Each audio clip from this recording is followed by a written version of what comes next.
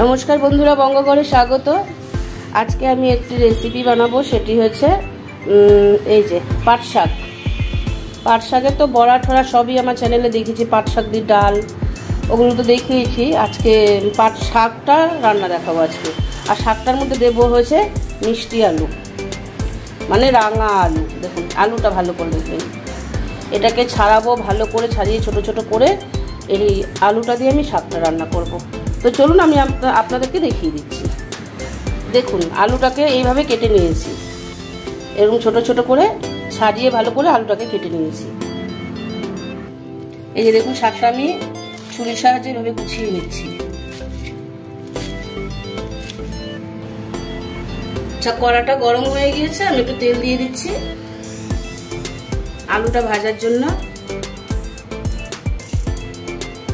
একটু গরম হোক তেলটা। আমি দুটো শুকনো লঙ্কা মাঝখান দিয়ে চিড়ে দিয়ে দিলাম, আর একটু কালো জিরে দিয়ে দিলাম।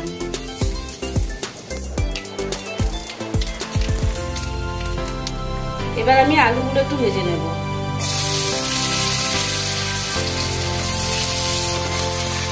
আচ্ছা, আমি একটুখানি নুন দিয়ে দিচ্ছি। নুন আমি আবার একটু দেবো, আর একটু হলুদ দিচ্ছি। আমি একটু আর একটু ভেজে দিচ্ছি। আচ্ছা, আলুটা মোটামুটি ভালোই ভাজা হয়ে গিয়েছে। এবার আমি শাকটা দিয়ে দেবো। এই যে পাট শাকটা দিয়ে দিলাম। আলুটাকে অনেকে রাঙা আলু বলে, মিষ্টি আলু, রাঙা আলু দুটোই বলে, যে যেটা বলে। এইভাবে একটু শাক ভেজে খাবেন রাঙা আলু দিয়ে, দেখবে কি টেস্ট, মানে দারুণ অপূর্ব লাগে খেতে। আমি আরেকটু নুন দিয়ে দিচ্ছি, অল্প একটু নুন দিয়ে দিলাম, আর কাঁচা লঙ্কা দিয়ে দিলাম, আর একটু হলুদ দেবো। এবার একটু নাড়িয়ে ছাড়িয়ে আমি এটাকে একটু চাপা দিয়ে রাখবো। একটু নাড়িয়ে নিচ্ছি ভালো করে, একটু মিশিয়ে দিচ্ছি আলুটার শাকটা, একটু মিশিয়ে দিচ্ছি। আমি এটাকে এবার ঢাকা দিয়ে দিয়ে রান্নাটা করছি। ঢাকা দিয়ে আমার গ্যাসটাকে কমিয়ে কমিয়ে কিন্তু রান্না করবেন। আচ্ছা, আমি একটু দেখে নিচ্ছি।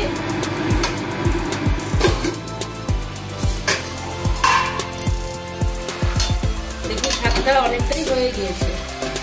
এবার আমি একটুখানি চিনি দেবো। চিনিটা আপনারা চাইলে দেবেন না, যে চিনি খান না, অনেকের প্রবলেম থাকে, সুগার টুগারের ব্যাপার থাকে, চিনি ছাড়াও ভালো লাগে। আমি একটুখানি চিনি দিলাম। চিনি দিয়ে আমি আর একটুখানি রান্না করবো। চিনিটাকে 2 মিনিট রান্না করছি। শাকটা কিন্তু রেডি। দেখুন কি ভালো লাগছে দেখতে। মিষ্টি আলু ছাড়াও করা যায়, মিষ্টি আলুটা দিয়েছি একটু ভালো লাগে, মাখা মাখা হয়। শাক রেডি। আজকের মতো এই অবধি, নমস্কার।